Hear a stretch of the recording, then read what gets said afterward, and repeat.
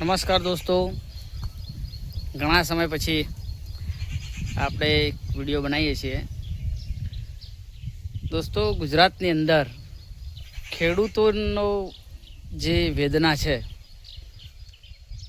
આમ તો ગુજરાતની અંદર 30 વર્ષથી ભાજપનું શાસન છે અને 12 વર્ષથી દેશમાં સતત કન્ટિન્યુ બીજેપીનું શાસન છે.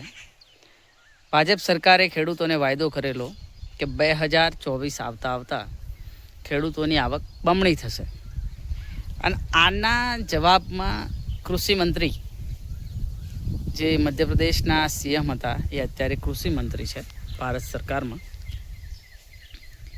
એ કહે છે કે ખેડૂતોની આવક 2 ગણી નહીં પરંતુ 4 ગણી થઈ છે. તો મારે કહેવું છે કે ભાઈ, કોઈ ગ્રાઉન્ડ લેવલે કોઈ ખેડૂત પાસે જાઓ, કોઈ મીડિયા અથવા રિપોર્ટર, જો તમે દલાલી ના કરતા હોય તો તમે ગ્રાઉન્ડ લેવલે જાઓ અને તપાસ કરો કે ભાઈ ખેડૂતોની આવક ખરેખર 2 ગણી થઈ છે.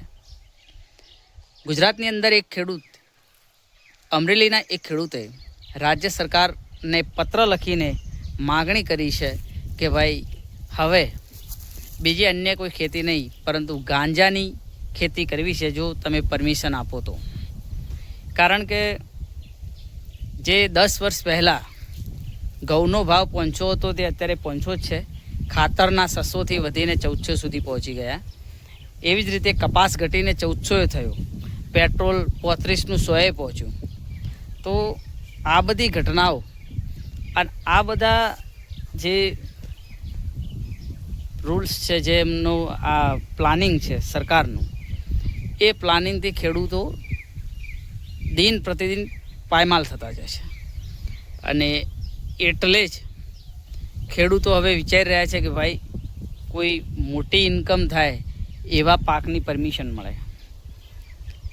બીજી વાત દોસ્તો, ગુજરાતની અંદર તમાકુનું વાવેતર કરવાવાળા ઘણા બધા ખેડૂતો છે અને તમાકુનું વાવણી કરવી એ ગેરકાનૂની નથી, એ માન્ય છે.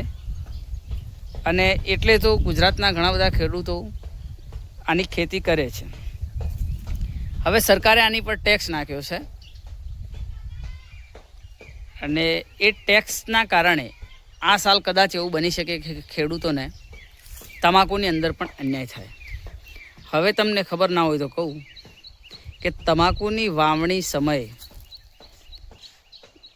1 વીઘા દીઠ 5,000 રૂપિયાનો ખર્ચ થતો હોય છે જ્યારે તમે એની વાવણી કરો ત્યારે. ત્યારબાદ કન્ટિન્યુ એને પાણી વધારે જોઈતું હોય છે, યુરિયા ખાતર વધારે જોઈતું હોય છે અને એની અંદર જે શ્રમ મજૂરી વધારે માગતી હોય છે. તમાકુ પાક એવો છે કે એની અંદર વાયા તે દિવસથી જ ખેતરની અંદર રહો તો તમે સારો પાક મેળવી શકો.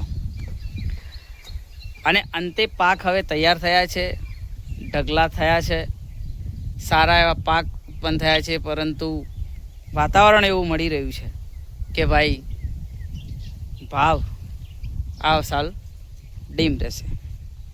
ખેડૂતોએ એક સંગઠન કરવાની જરૂર છે ભાઈ, અને સરકારને વિનંતી છે કે આના વિશે તમે નિર્ણય લેજો. 2,000થી ઓછો ભાવ ખેડૂતને બિલકુલ ના પોસાય તમાકુની અંદર. એનું કારણ છે કે એની મજૂરી જ ટંકની 200 રૂપિયા લેખે મજૂરી હોય છે. એ લોકલ જે ગ્રામ્ય લેવલે જે હોય, જે ખેતી કરતા હોય એને ખ્યાલ છે કે અને અત્યારે ખેતીના ઉતારો 1 વીઘાની અંદર જો સારામાં સારી તમાકુ હોય તો 40થી 50 મણનો ઉતારો થાય છે. અને આ પ્રમાણે જો ભાવ ના મળે તો ખેડૂતોને એની અંદર પણ નુકસાની વેઠવાનો વારો આવે છે. એટલે ખાસ કરીને સરકારને વિનંતી કે ભાઈ ખેડૂતલક્ષી કંઈક નિર્ણય બનાવો અને ખેડૂત આર્થિક રીતે સમૃદ્ધ થાય એવું કંઈક પ્લાનિંગ કરો. ભાવ એના સારા મળી રહે એ પ્રમાણે ચાલો.